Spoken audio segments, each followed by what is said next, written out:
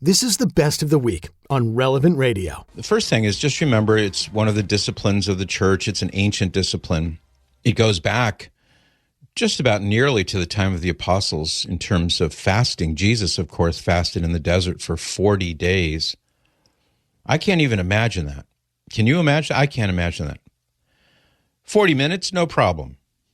4 hours, no problem.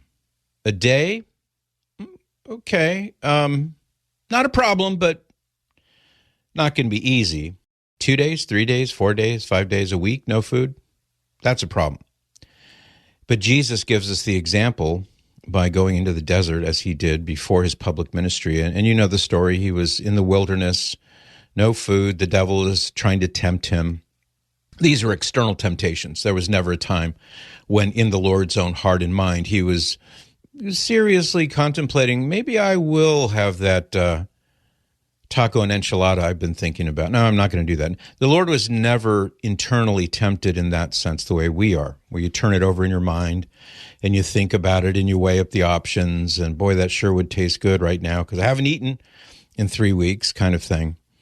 The temptations that the devil was throwing at Jesus were external. So in that sense, Jesus was certainly tempted by the devil. He never wavered, nor did he ever give any kind of thought to, doing something contrary to God's law. So in our case, this is one major reason why we do what Jesus did, and that is to gain mastery over our unruly bodily appetites for food, for example. And it's a good thing to do. And trust me, anyone who knows me will tell you, I am in no way a master at this art of spirituality. I'm right there with everybody else, just like you. Fasting is not easy. I always have admired people who can fast at the drop of a hat and they stick to it. I mean, it takes willpower too. Imagine the willpower that Jesus had to go without food for 40 days. No one told him he had to. He freely chose to do this, not only to steel himself and prepare himself and gain mastery over his bodily appetites. And of course, Jesus had bodily appetites. He has a complete human nature. So he was hungry and he was sleepy and he was thirsty. And there were times when he probably just would have liked to have dropped by the side of the road, curled up and slept for 10 hours after all the walking that he did. But he's an example to us of how you should seek to control those bodily appetites because otherwise they'll control you. We see that all the time.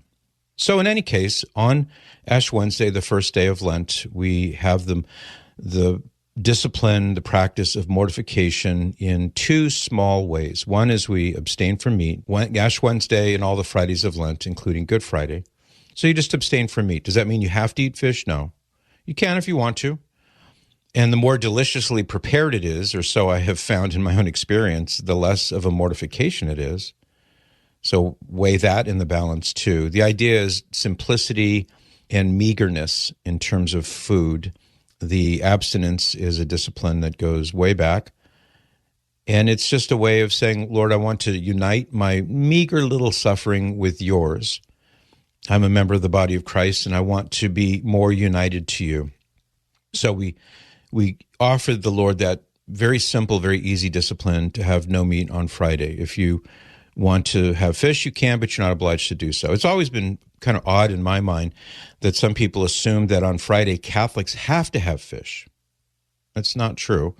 I'm not sure where that came from. I've heard some theories, but it's not true. But the main thing is that little mortification is a way to offer it up to the Lord. And then the other mortification on Ash Wednesday and Good Friday is to fast. What does this mean?